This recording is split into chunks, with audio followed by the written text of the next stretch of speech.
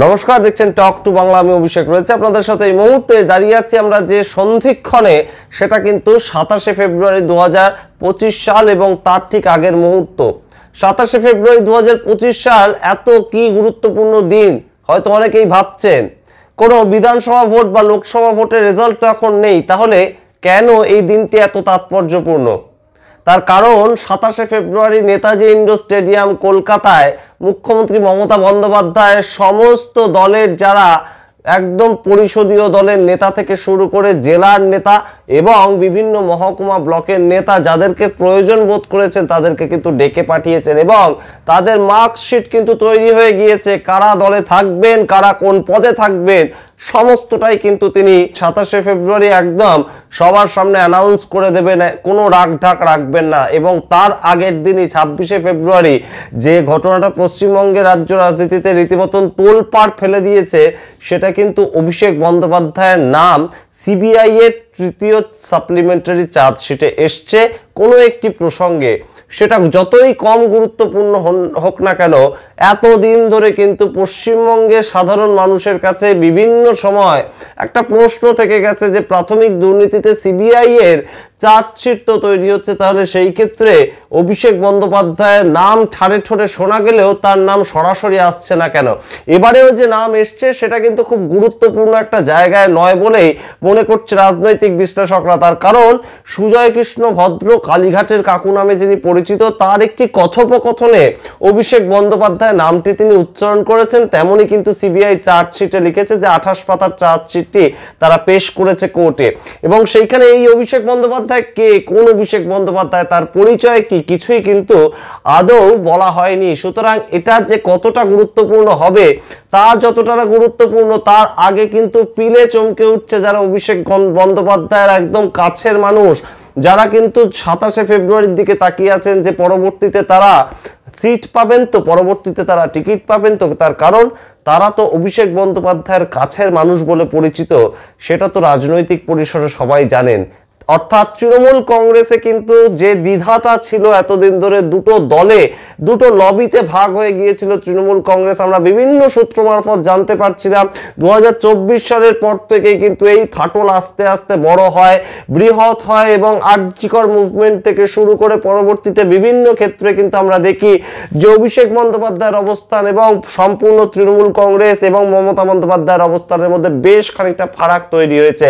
সেই ফারাক যখন আমরা ভাবছিলাম 27শে ফেব্রুয়ারি কেটে যাবে নেতাজি ইন্ডোর স্টেডিয়ামে, তার আগেই কিন্তু ঘটনা ঘটে গেল। সেটা কিন্তু অবশ্যই তাৎপর্যপূর্ণ। অভিষেক বন্দ্যোপাধ্যায়ের নাম এলো প্রাথমিক দুর্নীতি ক্ষেত্রে একদম সিবিআই এর চার্জশিটে। সেটা যতই কম গুরুত্বপূর্ণ হোক না কেন, এই অভিষেক বন্দ্যোপাধ্যায় যেই হন না কেন, ওই অভিষেক বন্দ্যোপাধ্যায় তৃণমূলের সঙ্গে তার কোনো যোগ থাকুক বা না থাকুক, অভিষেক বন্দ্যোপাধ্যায়ের কাছের যে নেতারা তাদের কিন্তু এই মুহূর্তে বেশ খানিকটা খুব গুরুত্বপূর্ণভাবে তারা কিন্তু ভয় পেয়ে আছেন বলেই রাজনৈতিক সূত্র মারফত খবর, এবং তাদের কিন্তু বেশ খানিকটা ভয়ের অবস্থা। তার কারণ অভিষেক বন্দ্যোপাধ্যায়ের কাছাকাছি যারা মানুষ ছিলেন, সেটা মণিশঙ্কর মণ্ডল হতে পারেন, শান্তনু সেন হতে পারেন, সবার কিন্তু ডানা ছাটা হয়েছে।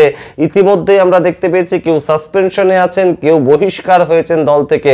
সুতরাং অভিষেক বন্দ্যোপাধ্যায়কে কিন্তু কোনোভাবেই আর কেউ ভরসা করতে পারছেন না। বিভিন্ন সময় বিভিন্ন সূত্র মারফত আমাদের কাছে খবর আসে যে সমস্ত নেতারা অভিষেক বন্দ্যোপাধ্যায়ের অ্যাপয়েন্টমেন্ট পাওয়ার জন্য বিভিন্ন সময় কিন্তু তার কাছে হত্যে দিয়ে পড়ে থাকতেন, তার পিএ যিনি ছিলেন তাকে ফোন করতেন বারংবার, সেই অভিষেক বন্দ্যোপাধ্যায় কিন্তু বেশ খানিকটা এখন এক ঘরে, বেশ খানিকটা এখন একা হয়ে গেছে একদম।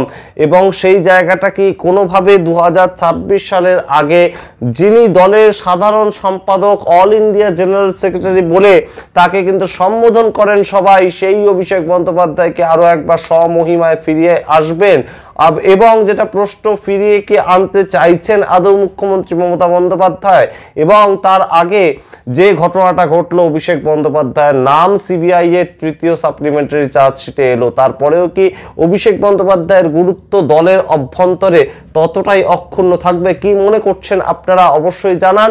কিন্তু এই মুহূর্তে কিন্তু অভিষেক বন্দ্যোপাধ্যায় বেশ খানিকটা এক ঘরে বলেই কিন্তু মনে করছে রাজনৈতিক যারা পর্যবেক্ষক তারা। এবং আইপ্যাককে নিয়ে বারংবার যে সমালোচনা শুনতে হয়েছে রাজ্য রাজনীতিতে, মদন মিত্র থেকে শুরু করে কল্যাণ বন্দ্যোপাধ্যায়ের মতন বর্ষিয়ান রাজনীতিবিদরাও কিন্তু বলছেন যে আইপ্যাক যতক্ষণ থাকবে, আইপ্যাক বারংবার রাজনৈতিক দলের মধ্যে কিন্তু হস্তক্ষেপ করছে। তারা আইপ্যাক যে সংস্থা, তারা কর্পোরেট ভাবে চালাতে চেষ্টা করছে দলটাকে, সেভাবে কোনো দল চলে না। দল মানুষের ইমোশন নিয়ে কাজ করে, সেই ক্ষেত্রে আইপ্যাকের যে হস্তক্ষেপ সেটা কিন্তু তারা ভালোভাবে দেখছে না। এবং সেই জায়গা থেকে আইপ্যাক কি পরবর্তীতে সরে যাবে, আইপ্যাক কি অভিষেক বন্দ্যোপাধ্যায়ের সঙ্গে সঙ্গে একদম বিসর্জন হয়ে যাবে, নাকি কোনোভাবে অভিষেক বন্দ্যোপাধ্যায় নিজের মতন নিজে একদম একজন এমপি হিসেবে থেকে যাবেন দলের অভ্যন্তরে বাকি বহু এমপির মতোই, এবং দল পরিচালনা করবেন সেই মুখ্যমন্ত্রী মমতা বন্দ্যোপাধ্যায়, এবং তার বলা কথা অনুযায়ী দল পরিচালনা করবেন তিনি এবং একমাত্র তিনি। আর কেউ তৃণমূল কংগ্রেসে কোনো কথা বলবে না। কি মনে করছেন আপনারা, সেটাই কি হতে চলেছে 2026-এ? তৃণমূল কংগ্রেসের জেতার যে রাস্তাটা সেটা যে একদম সুপ্রশস্ত, সেটা সবাই আমরা কিন্তু এই মুহূর্তে গেস করতে পারছি 2024 সালের যে নির্বাচনের ফলাফল সেটা দেখার পর থেকেই। কিন্তু এই যে এত সুন্দর একটা ফল করা দল, যারা শাসক দলে অলরেডি 3 বার সফল সরকার চালিয়ে একদম সফলতার শীর্ষে বসে আছে, তাদের মধ্যে এত খেই কেন, তাদের মধ্যে এত অন্তর্দ্বন্দ্ব কেন, এবং তাদের মধ্যে এত গোষ্ঠী কোন্দল, এবং শীর্ষ ক্ষেত্রে এত গোষ্ঠী কোন্দলের খবর উঠে আসছে কেন? সেটা কি কোথাও গিয়ে বিরোধী দলকে একটা প্যাসেজ তৈরি করে দিতে পারে? কি মনে করছেন আপনারা?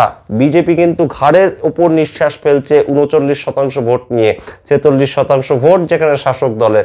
মনে করিয়ে রাখলাম এই পার্সেন্টেজ দুটো, তার কারণ পার্সেন্টেজ কিন্তু খুব একটা দূরে নয় বিজেপি, এবং বিজেপি কিন্তু নিজেদের মতন নিজেরা গুটি সাজাচ্ছে। তারা হয়তো অবিন্যস্ত অবস্থায় রয়েছে, তারা হয়তো রাজ্য সভাপতি ঠিক করতে পারছে না, কিন্তু তারা কিন্তু লক্ষ্য রাখছে, এবং বিজেপি কিন্তু দিল্লিতে একটা অভূতপূর্ব ফল, একটা অস্বাভাবিক ফল করে একদম সরকারকে দখল করেছে।